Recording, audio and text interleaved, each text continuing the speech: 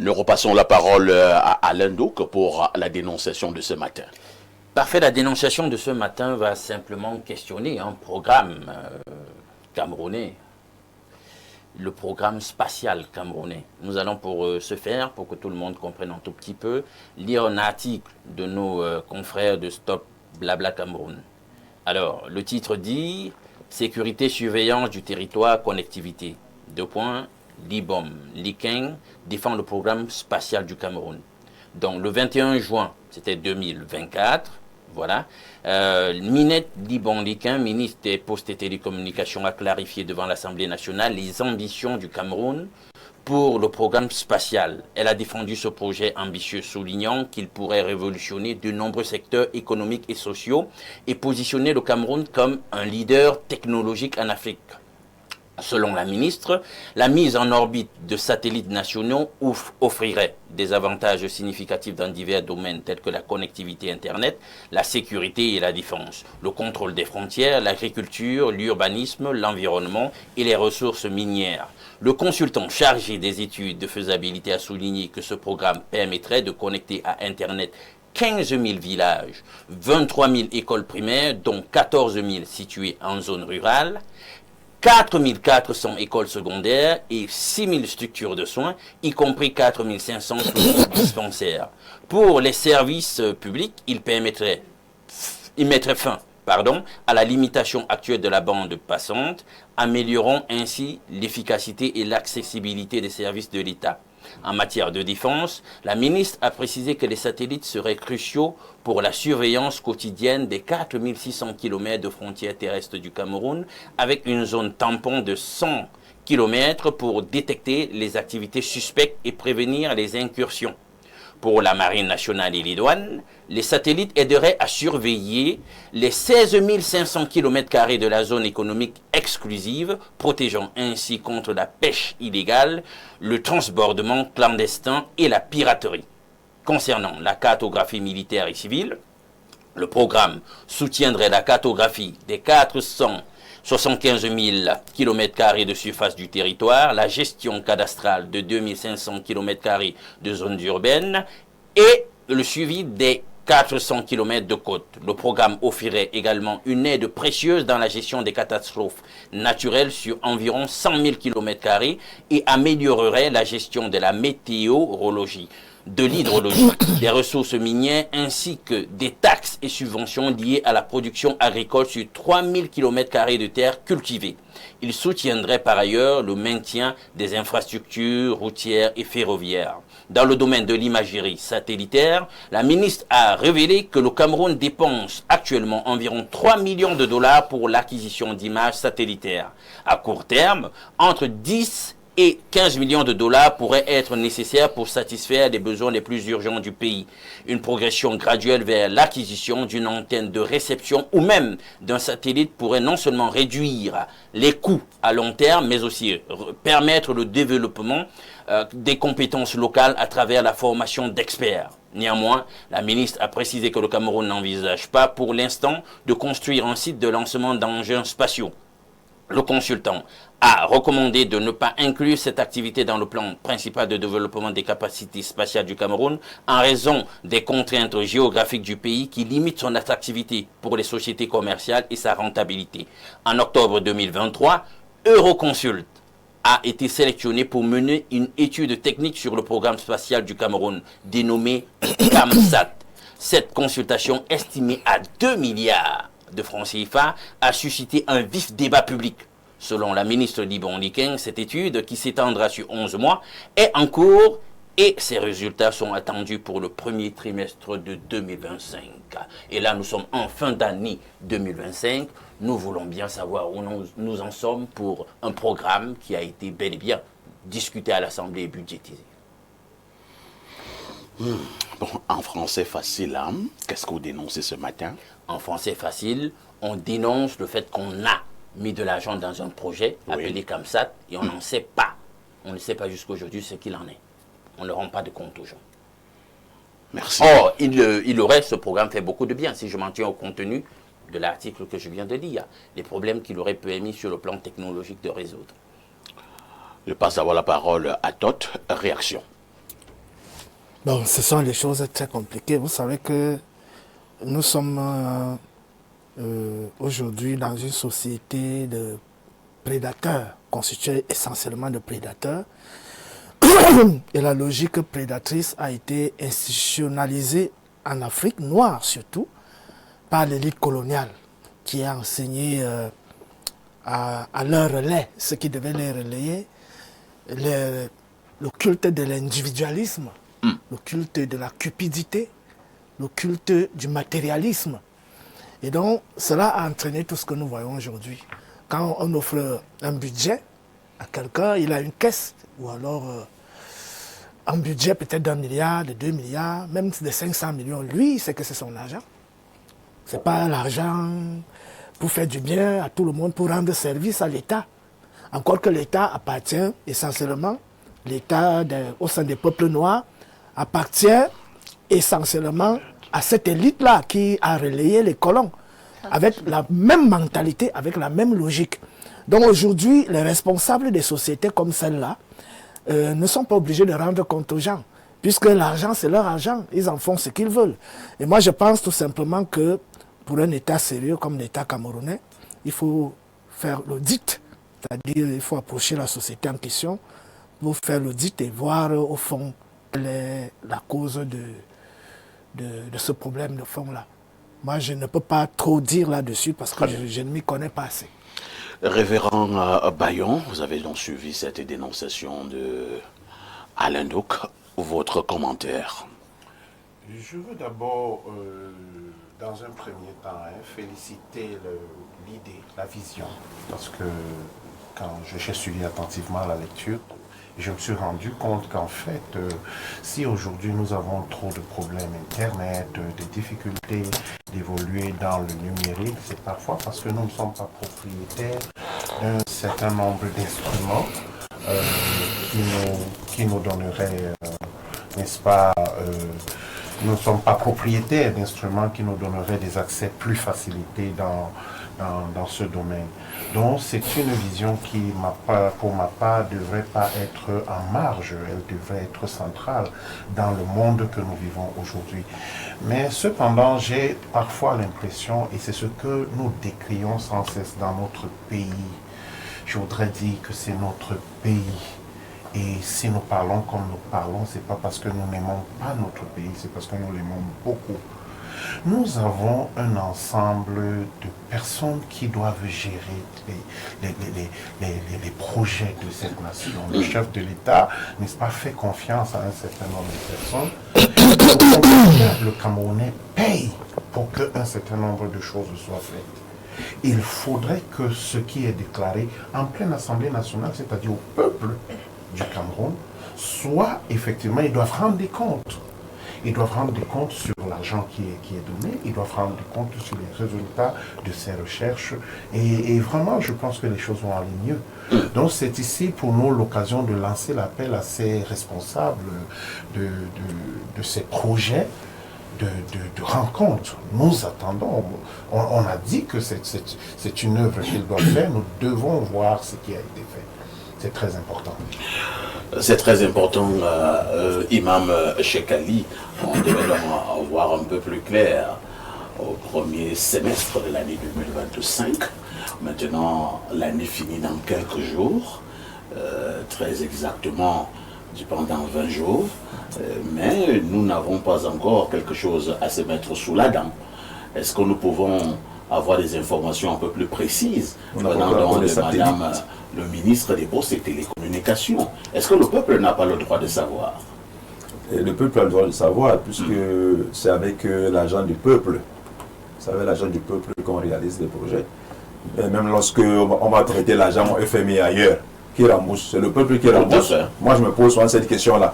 Les gens s'asseyent, ils vont prêter l'argent. Mais l'argent, on ne sait même pas où c'est entré, où c'est sorti. Qui rembourse cet argent-là? On ne connaît même pas. C'est nous qui remboursons l'argent.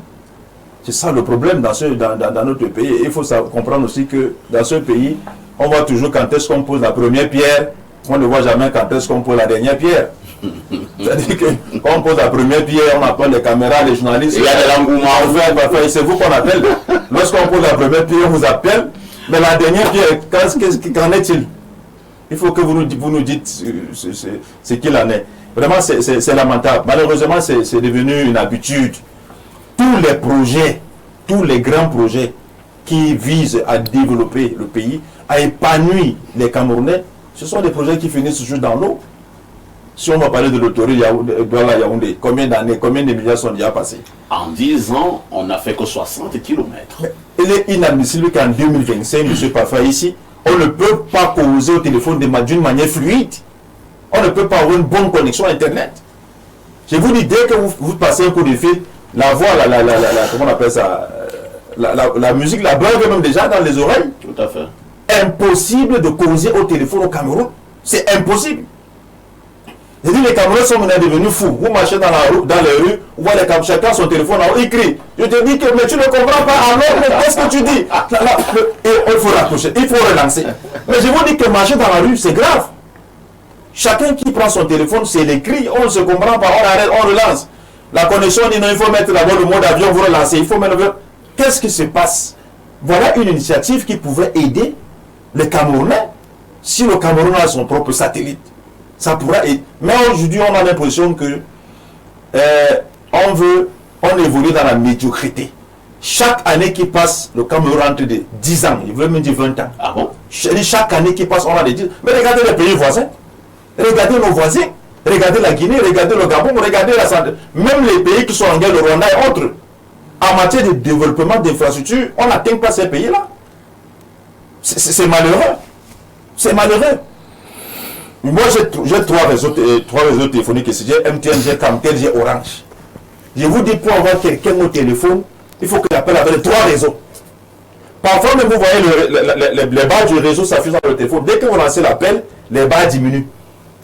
Mais c'est incroyable. Chez nous, là-bas, la briqueterie, comme je suis à la briqueterie, j'ai l'impression, pardon, il faut qu'on nous remette la connexion à la briqueterie. Les élections sont passées. Parce qu'on nous a dit que avant les élections, on va brouiller les réseaux et autres. Je dis jusqu'à maintenant, pour avoir quelqu'un à la briqueterie, il faut l'appeler au moins 10 fois pour l'avoir au téléphone. Et pourquoi la brique était visée? Bon, on dit que c'est le patient de Issa Tirom. Mais bien sûr. Mais je dis que là-bas, pour avoir quelqu'un au téléphone, c'est difficile. Pour parler, ce ne serait que de ce cas-là. C'est difficile, mais qu'on le rétablisse, la connexion, la vie est impossible. Impossible. Donc, s'il y a un projet comme ça, il faut une qu'on nous dise exactement qu'est devenu ce projet-là. Merci, Imam Cheikh Ali. Alain Douk, pour l'instant, donc, c'est entre guillemets un flou. On ne sait pas exactement où nous en sommes. Que faut-il faire pour avoir un peu plus de lumière? Ben, la première étape, c'est de poser le sujet sur la table, de dénoncer comme nous sommes en train de faire, d'interpeller les pouvoirs publics, de leur exiger un devoir de réponse. Il faut qu'ils nous répondent. On en est où? Parce que si il est vrai que gouverner c'est prévoir, peut-être que ce matin nous devrions leur dire que gouverner aussi, c'est savoir rendre compte. Il faut rendre compte de gens. Nous sommes au niveau de la 4e, ce qu'ils ont bien voulu appeler la 4e révolution industrielle qui est ancrée en réalité dans la cybernétique. Vous avez remarqué que toute la technologie, toutes les technologies qui naissent aujourd'hui sont totalement liées à l'informatique, à la cybernétique. En grec, le mot pour gouvernement, gouvernare, ou kubernétique, ça c'est parce que toi j'ai parlé de gouvernare, ça fait plus latin, kubernétique, c'est le même mot en réalité qui permet d'obtenir cybernétique. Donc on peut donc comprendre pourquoi aujourd'hui on va dans la dynamique d'une gouvernance qui est totalement dépendante des réalités de l'informatique, etc. Alors, le mérite de l'article que j'ai lu, c'est de nous présenter en réalité tous les avantages qu'on avait à tirer de la réalisation et de l'opportunité d'un tel projet. C'est très beau. Dans un contexte où on se plaint tous les jours de nos opérateurs de téléphonie mobile, on n'arrive plus à avoir une communication fluide. Il y a encore quelques jours, je pense que c'était avant-hier, j'ai eu une communication totalement brouillée. C'est-à-dire que, je pense que parfait, je t'en parlais, pendant que vous êtes même encore au lancement de l'appel, la sonnerie, ça commence à se scratcher. Donc vous imaginez donc, quand votre correspondant va décrocher, il n'y a pas possibilité de communication. Et moi, on me faisait comprendre, écoute, ton téléphone a un problème, hier, j'ai lancé d'autres appels et c'était relativement plus fluide. Ils ont compris que le téléphone n'a pas de problème. C'est tout le moment donné, même Alain Douk. C'est réellement amusant dans ce pays. C'est-à-dire, vous êtes avec un ami ou une connaissance comme ça. Comme vous êtes en train de lui expliquer que je cherche à vous avoir depuis sans succès. Le type dit, mais lance un peu encore l'appel. Tu lances l'appel, le type va dire, toi, ça ne passe pas. Voilà. L'abonné que vous voulez n'est pas disponible pour les... Oh, il a son téléphone bien allumé en main. Donc vraiment, personne ne dit rien. On ne vous explique rien. Il y a dans le secteur tertiaire de la structuration de notre économie, la dynamique à impulser et à propulser de l'économie numérique. Le secteur en question doit faire de la plus-value. Alors, avec une mauvaise qualité Internet, comment les gens feront? Plusieurs modules d'enseignement dans nos universités, etc. Des modules Internet. Oui. Comment ça va le faire? Comment c'est incontournable. Comment nous ferons? S'il te plaît, je ne t'écoute pas, mon frère. Oui, Imam. Parfois, tu mets tes 2 gigas de connexion. Tu ne fais pas 10 minutes avec. Après, tu as ouvert 2 vidéos. Le tarifaire, on ne maîtrise rien du tarifaire. C'est totalement arbitraire. Même le réseau, la connexion est gratuite dans les rues ou pas? Dans les pays, c'est gratuit. Dans les rues, la connexion est gratuite. Ailleurs, dans les pays développés. Mais nous sommes au Cameroun, et vous mettez 10 gigas de connexion. À peine vous avez regardé 5-3 vidéos, on vous dit qu'il vous reste 500 mégas. À peine vous regardez, on vous dit qu'il vous reste 50 mégas. 50 mégas, ça veut dire que c'est 0. Parce que 50 mégas, on dit que c'est 0. La plus grande redoute ici, tout ça, on reçu de nos dirigeants. Ça, c'est absurde. Si on va dire les Camerounais. Avec un tel projet, on aurait eu 15 000 villages connectés. Vous vous rendez compte? La grande crainte ici, donc, la grande redoute, c'est de voir cet argent qui a pourtant été budgétisé, avec des études de faisabilité qui avaient été amorcées en 2019. Jusqu'ici, c'est le flou. J'ai donc peur, quand on connaît comment fonctionne le pays, qu'on trou noir ait englouti les 2 milliards. De toutes les façons, nous attendons de plus amples explications. Nous insistons, le peuple a le droit de savoir. C'est vrai que si Madame le ministre pose cette télécommunication en a convenance, on peut également lui faire un entretien. Voilà. Un entretien Info TV dans ce même studio. Oui, tu vas. Alors, nous allons lire quelques messages. Ne provoquons personne. C'est cela dans ce même studio. Dans ce quand je vais recevoir prochainement le pape, c'est ça, dans ce même studio. Voilà. On lit quelques messages. Bonjour, parfait, à tout ton panel. Un proverbe de chez nous dit qu'on ne lance pas le caillou sur un manguier qui ne porte pas de fruits. Quant au rappeur sur le plateau, Monsieur Tot, j'ai souvent vu ce visage à l'émission Délire, si je ne me trompe pas. C'est joué depuis une consamba. Non, je n'ai jamais fait délire. Au contraire, je suis passé à Jam Coca-Cola en 2004. J'ai remporté le concours de meilleur rappeur en 2005 à la FM 94. Et puis, je faisais des concerts constamment avec les Valsero, Accent Grave, Crotal et tous ces gens-là. Au Centre culturel français, au Club Camtel, Sonnel des Sources et tout ça. Donc, il y avait plein d'espaces où on se retrouvait souvent pour des concerts de rap. Voilà. Merci.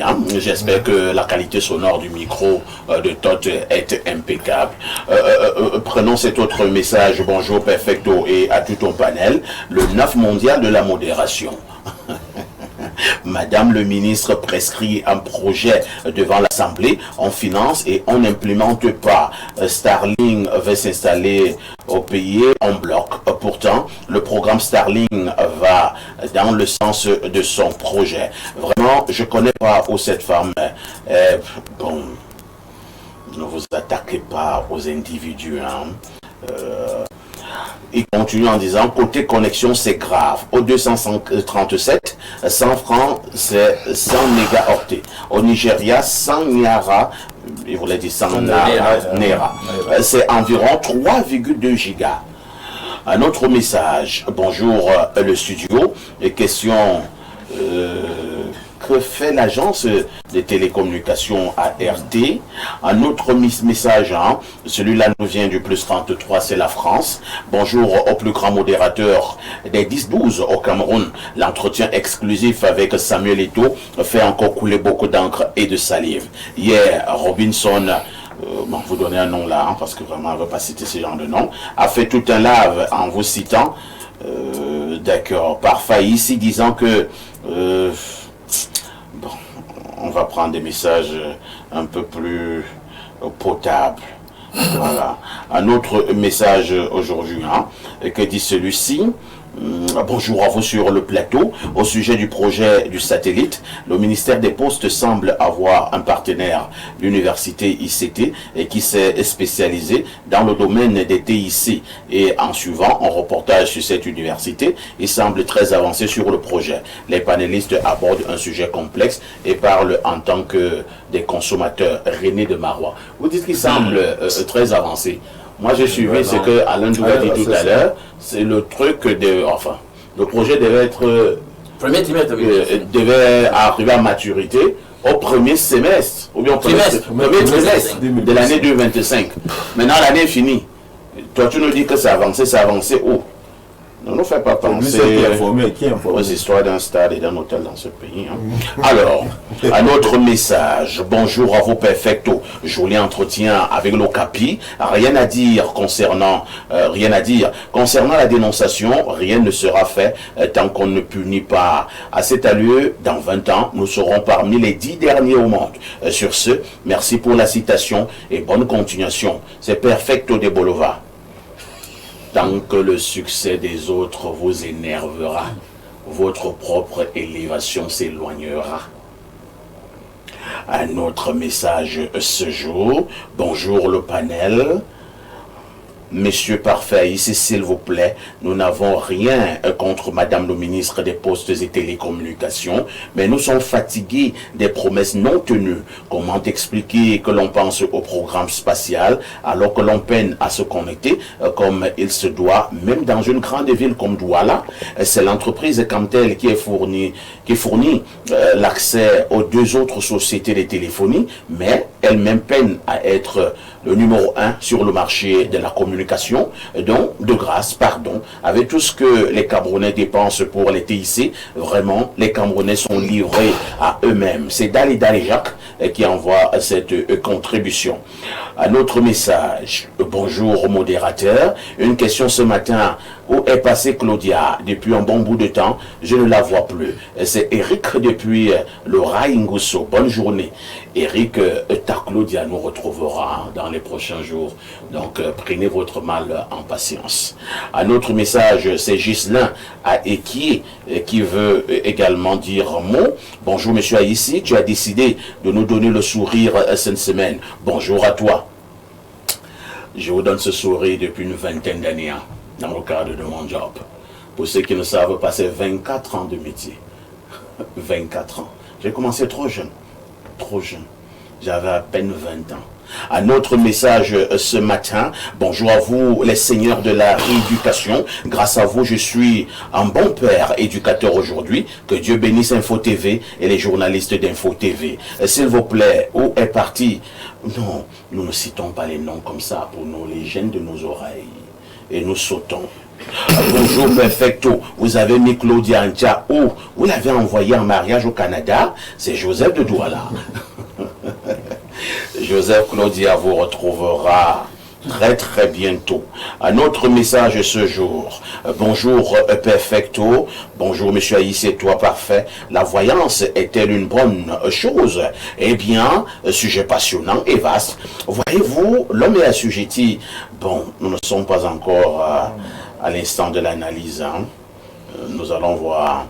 Et il y a Angéline... C'est Angéline Onkoundoua Ambalmayo qui me dit simplement qu'elle a envie de boire le jus. J'ai envie de boire le jus, s'il te plaît. Bon, Cécile, Angéline, appelle-moi après, je verrai si je peux vous envoyer un jus. L'enveloppe de tout, L'enveloppe de tout, hein. Aucune enveloppe n'a été donnée, mais alors aucune. Bonjour le plateau, on Kouta, tu as oublié de dire yé. Peut-être c'est quand même. Il fallait dire yo.